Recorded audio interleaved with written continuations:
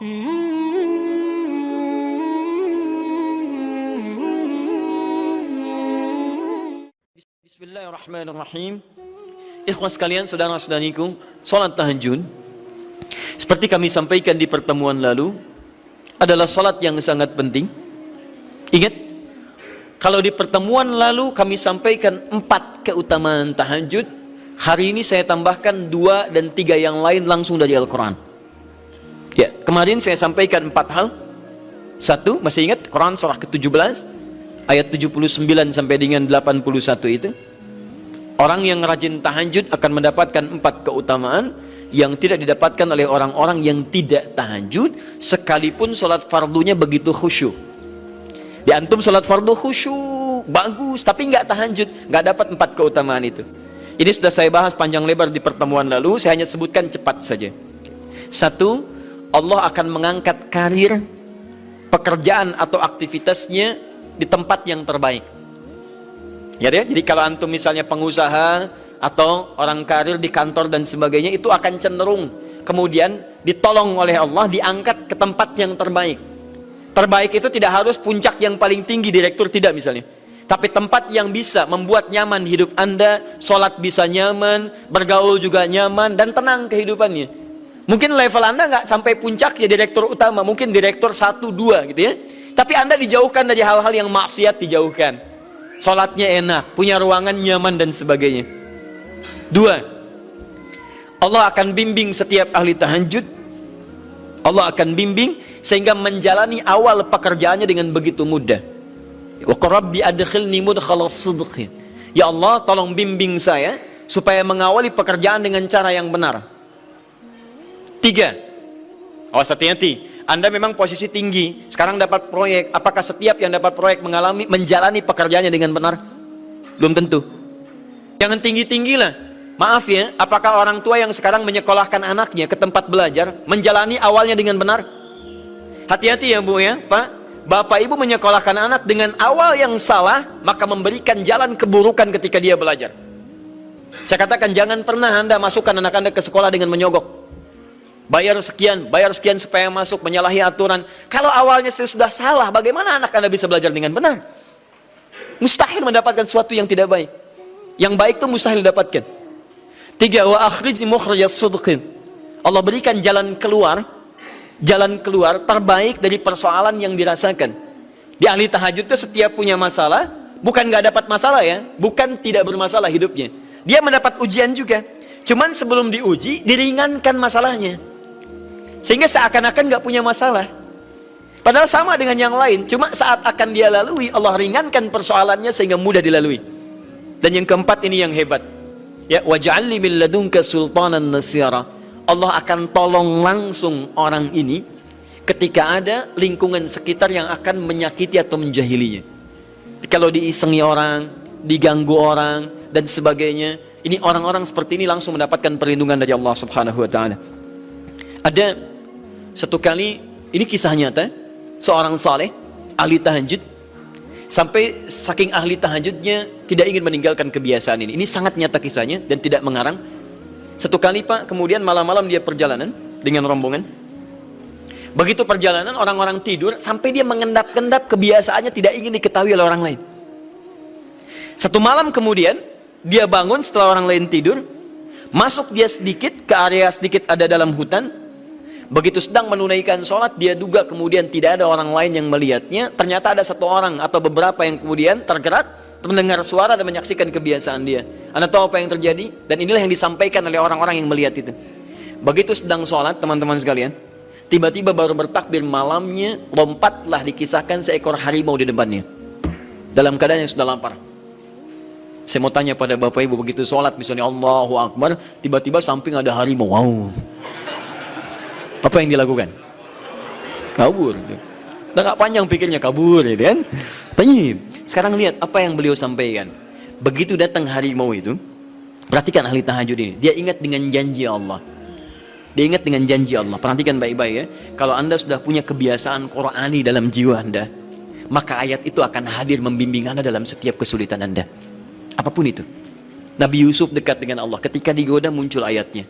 Laula arra'a burhana rabbi. Kalau bukan melihat petunjuk dari Rabbnya, niscaya ada sesuatu yang buruk terjadi kepadanya. Tapi Allah jaga beliau. Lihat baik-baik teman-teman, begitu melompat harimau itu, kemudian dia katakan dalam jiwanya, lihat kalimatnya, ya khalqallah, hei makhluk Allah. Dia tidak katakan ya namar, hei harimau, tidak. Kalau disebutkan harimaunya menunjuk pada zatnya, tapi dia lekatkan makhluk ini kepada penciptanya, hei makhluk Allah, ya khalqallah, hei makhluk Allah. Jika saya memang rizki yang telah Allah tetapkan untukmu pada saat ini, maka saya ridho untuk engkau makan, silakan, tidak ada masalah. Kalau Allah tetapkan saya sebagai rizki untukmu pada saat ini, silahkan. Tapi kalau saya bukan menjadi rizki yang telah Allah tetapkan untukmu pada saat ini, maka jangan coba-coba ganggu ibadahku hari ini. Lihat kalimatnya, bukan jangan makan aku. Ingat, bukan jangan makan aku. Jangan coba-coba ganggu ibadahku saat ini, atau aku akan mohonkan pada Allah penciptamu untuk menghancurkan engkau saat ini juga. Perhatikan, dia minta jangan ganggu tahajudnya, bukan jangan makan dirinya. Apa yang terjadi ketika dikaitkan dengan ayat perlindungan tentang tahajudnya, maka tiba-tiba harimau ini pergi meninggalkannya, mengaum sekali langsung pergi. Anda bisa bayangkan, bisa nggak malam-malam begitu Anda sholat, tiba-tiba ada nyamuk misalnya, kan banyak tuh. Begitu Anda mulai disengat oleh nyamuk, diambil, Anda katakan, hei nyamuk, kalau ini memang rizki yang telah Allah tetapkan untukmu saat ini, sedot sebanyak-banyaknya, saya ikhlas. Tapi kalau bukan, jangan coba-coba ganggu saya. Atau saya mohonkan kepada Allah pencipta untuk menghancurkan kau saat ini juga. Masya Allah. Kira-kira apa reaksi nyamuk? Makin banyak kayaknya. Coba cek. Berarti chemistry-nya harus lebih dibangun lagi. Tingkatkan. Itu waj'alni min ladunka sultanan nasira. Nah, maka teman-teman sekalian, dari 4 ini, kemudian Nabi menguatkan tentang itu sampai muncul ayat-ayat khusus dari Al-Quran untuk memberikan jaminan-jaminan. Ini tambahannya. Yang kelima, ini yang belum saya sampaikan pertemuan lalu. Kelima, sholat tahajud itu adalah kebiasaan ahli surga saat di dunia. Jadi kalau Anda ingin melihat ahli surga yang hadir di dunia, salah satunya lihat kebiasaan sholat malamnya. Bukan nonton bola. Dan tidak dikalahkan oleh bola. Dia nggak peduli mau Kroasia menang 2-1 lawan Inggris, dia nggak peduli. Ya, mau Prancis menang 1-0 lawan Belgia, dia nggak peduli. Pokoknya terserah, yang penting juaranya Prancis misalnya gitu kan, tidak. Dia nggak peduli, mau siapapun nggak ada masalah. Dan tidak dikalahkan. Jadi kalau Anda ingin melihat kebiasaan ahli surga saat di dunia, lihat kebiasaan malamnya. Kalau dia bangun dan mengalahkan semua kebiasaan malam ahli dunia, maka itulah ahli surga. Salah satu kebiasaannya. Ya, kalau nanti turunan dari tahajud yang muncul, nanti saya terangkan. Yang berhasil tahajud, ciri-cirinya begini. Jadi jangan dilihat setiap yang malam sholat itu disebut ahli tahajud, belum tentu, ada ciri-cirinya.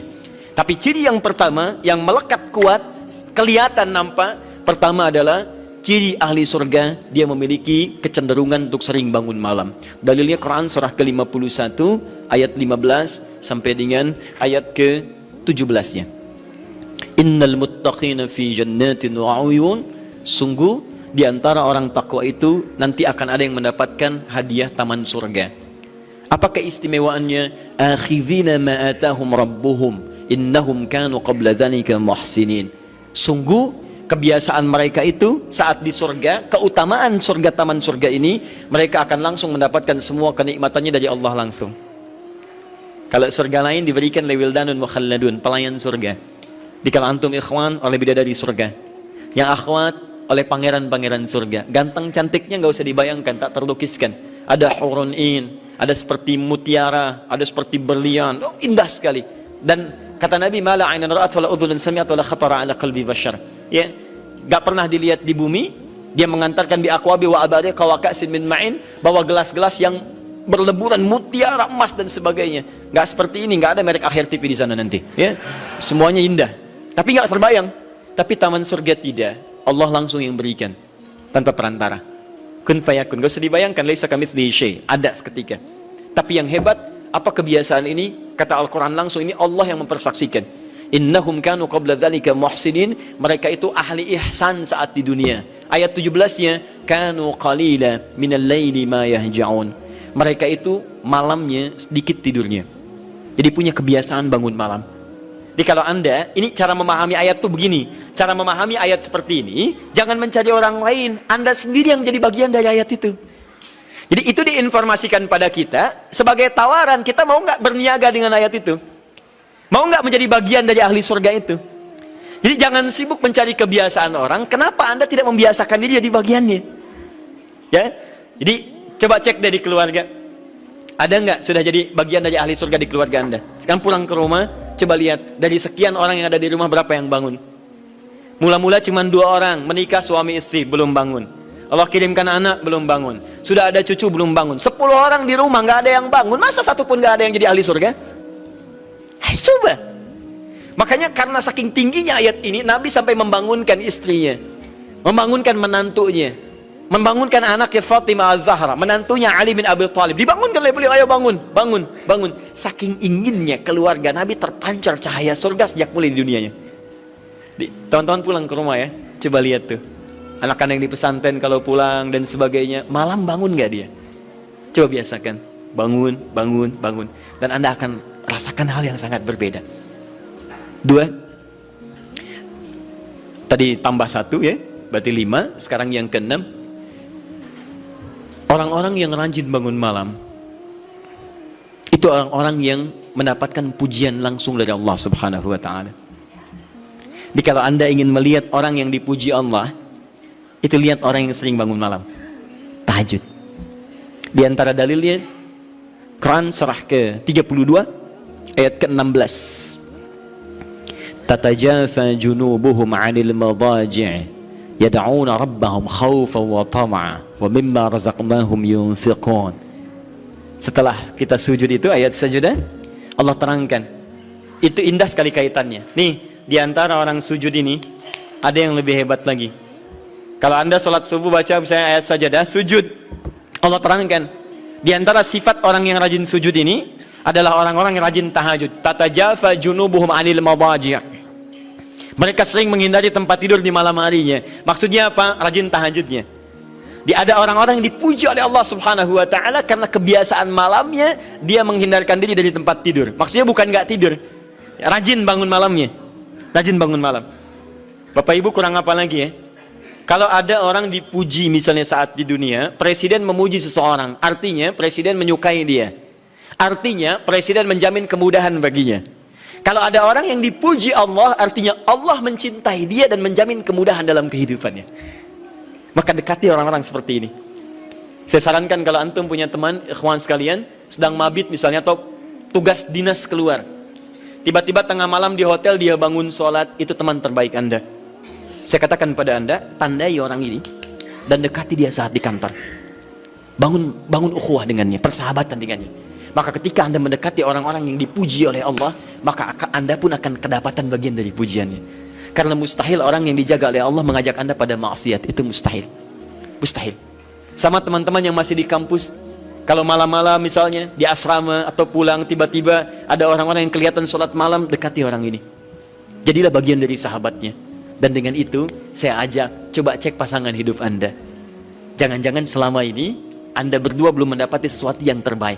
Kalau ibu ingin suaminya dipuji oleh Allah Subhanahu wa ta'ala, maka bangunkan malamnya supaya dia sholat. Kalau istri Anda ingin dipuji oleh Allah Subhanahu wa ta'ala, bangunkan malamnya supaya dia sholat. Dan kalau bisa keduanya kompak.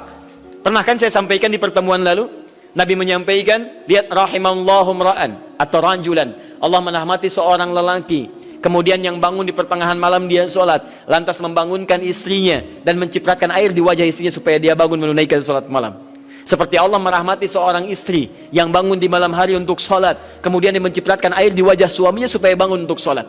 Saking tingginya mendapatkan pujian Allah, sampai kata Nabi SAW, ayo bangunkan istrimu sekalipun kau cipratkan air di wajahnya.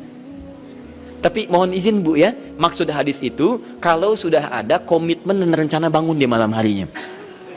Ingat ya, bukan ibu ngaji sekarang suami nggak hadir, terus dengar itu terus nggak punya rencana. Aduh saya pengen suami dipuji Allah, masya Allah malam-malam segayung Pak. Mama kenapa? Hadis Nabi Pak. Oh hadis Nabi. Aduh siapa yang ngajarin? Itu yang repot.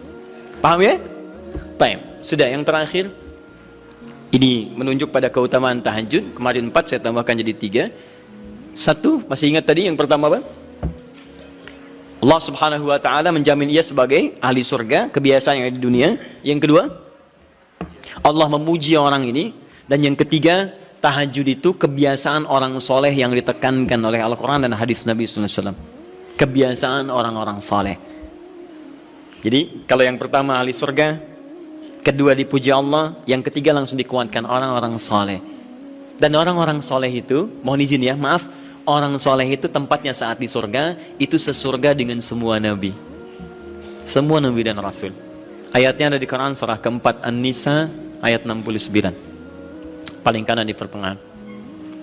وَمَنْ يُطِعِ اللَّهَ وَالرَّسُولَ فَأُولَٰئِكَ مَعَ الَّذِينَ أَنْعَمَ اللَّهُ عَلَيْهِمْ مِنَ النَّبِيِّينَ وَالصِّدِّيقِينَ وَالشُّهَدَاءِ وَالصَّالِحِينَ وَحَسُنَ أُولَٰئِكَ رَفِيقًا. Siapa yang mau menaati Allah dan Rasulnya, maka dia bisa sesurga dengan orang-orang yang telah Allah berikan jaminan nikmat surga untuk mereka. Di antara mereka para nabi, awas, para syuhada, siddiqin, orang-orang jujur, wassalihin, orang-orang saleh. Ini syahidnya di ayat ini bahwa orang-orang saleh akan sesurga bersama semua nabi. Saya pernah katakan pada Anda, kalau beberapa nabi saja, maka bahasa Arabnya bukan nabiyin, tapi anbiya. Anbiya. Karena itu ada surah ke-21, surah Al-Anbiya. Di situ dikisahkan beberapa nabi saja. Puncaknya di Quran surah 21 ayat 83 sampai 90. Di situ ada kisah Nabi Zakaria, kisah Nabi Yunus, kisah Nabi Ayub dan sebagainya. Anda bisa baca itu, ada turunan para nabi, tapi tidak semua nabi dikisahkan. Tapi kalau Anda ingin sesurga dengan semua nabi tanpa kecuali, maka Anda kerjakan sebagai orang soleh saat di dunia, ada peluang mendapatinya. Nah, ciri orang soleh yang ditekankan itu, dia adalah orang-orang yang rajin bangun malam saat dia berada di dunia. Itu yang disampaikan tekanannya di Quran surah ke-76 Al-Insan ayat ke-26. Wa minal laili fasjud lahu wasabbihhu lailan tawila. Dan di antara sementara malam, tidak usah sepanjang malamnya, tapi sebagian malam cari waktu untuk banyak bersujud kepada Allah dan memperbanyak tasbih kepadanya. Di antara makna tasbih dan sujud itu adalah tahajud.